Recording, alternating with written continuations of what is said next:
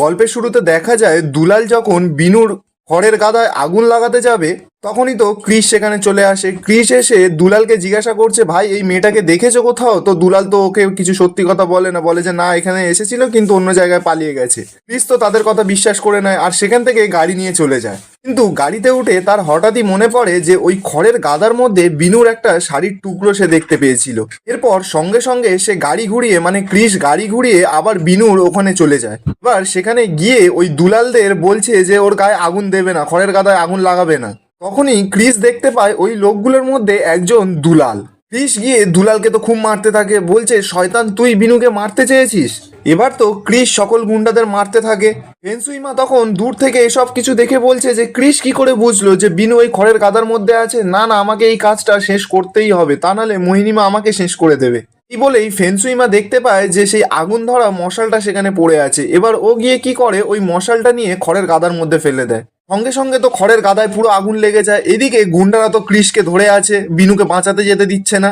ঠিক তখনই সেখানে কিছু গ্রামের লোক তো সেই সব কাণ্ড দেখতে পায় আর সেখানে কিছু পুলিশও চলে আসে। এসেই তো গ্রামের লোকরা ওদেরকে উত্তম মধ্যম মারছে, মানে গুন্ডাদেরকে। পুলিশগুলো এসে গুন্ডাদেরকে ধরে নেয়। তখনই তো ক্রিস ছুটে গিয়ে বিনুর সেই গোপর থেকে গায়ের ওপর থেকে খড়গুলো সরাতে থাকে।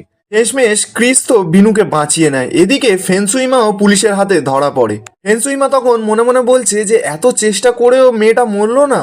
ক্রিস এদিকে পুলিশকে বলছে যে ওদের মধ্যে একজন পালিয়ে গেছে যার নাম দুলাল, ও আগেও আমার স্ত্রীকে ক্ষতি করার চেষ্টা করেছিল। ফেন্সুইমা তখন ক্রিসকে বলছে আজ না হয় তুই তোর বউকে বাঁচিয়ে নিলি, কিন্তু আর কতদিন বাঁচাবি? নিজের থালা যদি ফুটো হয় না তাহলে এই মেয়ের শেষ রক্ষা করা যায় না, আমার কথাটা তুই মিলিয়ে নিবি। ইনু তো ফেন্সুইমার কথাটা ঠিক করে বুঝতে পারে না। এরপর পুলিশরা ফেন্সুইমাকে তো ধরে নিয়ে চলে যায়। এরপর কিছুক্ষণ সময়ও কেটে যায়। বিনু আর ক্রিস ঘরে ফিরে আসে। মোহিনীমা, দিবাকর এরা তো সকলে বিনুকে জ্যান্ত অবস্থায় দেখে পুরো চমকে যায়। মোহিনীমা তখন নাটক করতে করতে ক্রিসের কাছে গিয়ে বলছে এ কি অবস্থা হলো বিনুর? ক্রিস তুই চুপ করে থাকিস না, বল বিনুর এই অবস্থা কে করলো? ক্রিস তখন বলছে ওই ফেন্সুইমা। ওই ফেন্সুইমাই বিনুর ক্ষতি করতে চেয়েছিল আর পুলিশ ওকে গ্রেফতার করেছে। এটা শুনেই তো মোহিনীমা পুরো ভয় পেয়ে যায়, জানে এবার যদি ফেন্সুইমা মোহিনীমার নামটা বলে দেয়। এরপর মোহিনীমা নাটক করতে করতে বলছে সে কি ওই ভণ্ড মহিলা বিনুর ক্ষতি করতে চেয়েছিল? ক্রিস বলছে আমি ঠিক জানি না মা, তবে ওকে জেরা করলে ঠিক আসল রহস্যের সমাধান পাওয়া যাবে। মোহিনীমা তো শুনেই পুরো ভয় পেয়ে যায়। এরপর দেখা যায় বিনুর জ্ঞান ফিরে আসে। বিনু তো চোখ খুলতেই মোহিনীমাকে দেখেই বলছে মোহিনীমা আপনি ঠিক আছেন তো? আপনার কিছু হয়নি তো? এ দেখো, ভেবে দেখো, এই অবস্থাতেও বিনু মোহিনীমার কথাই ভেবে যাচ্ছে। আর মোহিনীমা তো ওকে মারার জন্য শয়তানি করেই যাচ্ছে।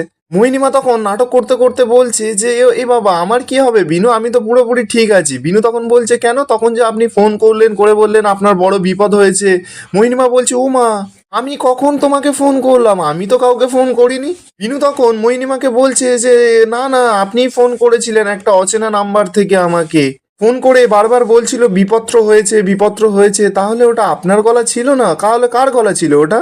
মোহিনীমা তখন বলছে বিনু তাহলে কোনো একটা ভুল বোঝাবুঝি হয়েছে। আর আমি বারণ করা সত্ত্বে তুমি বাড়ি থেকে বেরোলে কেন? আমি তো বললাম আমি আমার ব্যবসার কাজটা ভালোই বুঝি। ক্রিস তখন মোহিনীমাকে বলছে আচ্ছা মা, ওই ফেন্সুইমার সাথে বিনুর কিসের শত্রুতা? আমি তো একটা কথা বলতে ভুলেই গেছি, ওই বিনুর গ্রামের দুলালও ওখানে ছিল। মোহিনীমা তখন একটা সূত্র পেয়ে যায়, বলছে নাটক করতে করতে যে ও এবার আমি বুঝেছি, ওই দুলাল ফেন্সুইমার সঙ্গে হাত মিলিয়ে বিনুকে মারার চেষ্টা করেছিল। ওর তো অনেকদিন বিনুর ওপর রাগ ছিল, তাই না? ওই কারণে ইনুর তো তখন একটু সন্দেহ হয় আর মনে মনে বলছে ওই দুলাল মেশোর এত ক্ষমতা যে ফেন্সুইমার মতন একজনকে দিয়ে আমাকে খুন করতে পারে? না, এটা হতে পারে না, এর পেছনে একটা বড় কোনো হাত আছে। তখনই তো বিনুর শরীরটা কেমন খারাপ করে, মানে মাথাটা ব্যথা শুরু হয়েছে। ক্রিস তখন বিনুর শরীরের এমন অবস্থা দেখে সবাইকে বলছে যে আজ থেকে আমি বিনুর সমস্ত দায়িত্ব নিচ্ছি আর বিনুর সঙ্গে আমি আজ থেকে থাকবো। ব্যাস, মোহিনীমা তো শুনেই পুরো অবাক হয়ে যায়। এরপর ক্রিস বিনুকে ঘরে নিয়ে আসে, মানে নিজের ঘরে। তারপর বিনুকে ওষুধ খাইয়ে মলম লাগিয়ে আস্তে আস্তে তাকে সুস্থ করে তোলে।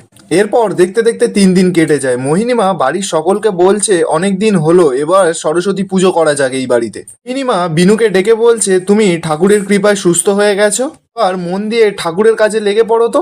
আর বিনু, আমি শুনেছি তুমি নাকি খুব ভালো মূর্তি করতে পারো, তাহলে এবছর তুমি মূর্তি করো। বিনু তখন বলছে যে সে আমি জানি না কেমন মূর্তি করতে পারি, কিন্তু এটা সত্যি যে আমি যখন গ্রামে ছিলাম তখন মাটি দিয়ে অনেকবার মূর্তি গড়েছি। আর আপনি যদি চান আমি এই পুজোর দায়িত্ব নিয়ে সব একা হাতে সামলে নিতে পারবো। ক্রিস তখন সেসব কথাগুলো শুনে বলছে এতদিন বিছানা থেকে ওঠার ক্ষমতা ছিল না, এখন বলছে আমি সব একা হাতে করে নেব। বিনু তখন ক্রিসের কথাগুলো শুনতে পেয়ে বলছে কি বললেন আপনি? মোহিনীমা তখন ক্রিসকে বলছে যে ক্রিস বেটা, এবার আমি দিবাকরকে নিয়ে একটু বেরোই, আমার একটু কাজ আছে। মোহিনীমা তখন বিনুকে বলছে যে বিনুমা, তুমি এটা করতে পারবে তো? কাল কিন্তু অনেকটা ক্ষীর জাল দিয়ে ওই মূর্তি গড়তে হবে। আর শোনো, ঠাকুরমশাই কিন্তু ভীষণ খুঁতখুঁতে, কাল সকালে ঠাকুরমশাই আসার আগে যেন সমস্ত কিছু রেডি থাকে। বিনু তখন মোহিনীমাকে সাহস দেয় আর বলছে আপনি কোনো চিন্তা করবেন না মোহিনীমা, আমি পুজোর কাজে কোনো ত্রুটি থাকতে দেব না। এরপর মোহিনীমা দিবাকরকে নিয়ে কাজে বেরিয়ে যায়। বিনু তারপর ক্রিস, চন্দনা, আয়ুষ, পায়েল এদের সবাইকে নিয়ে সরস্বতী পুজোর একটা ভালো প্ল্যান করে। আর এখানেই আজকের পর্বের আপডেট শেষ হয়। দেখা হবে নতুন কোনো পর্বের আপডেটের সঙ্গে।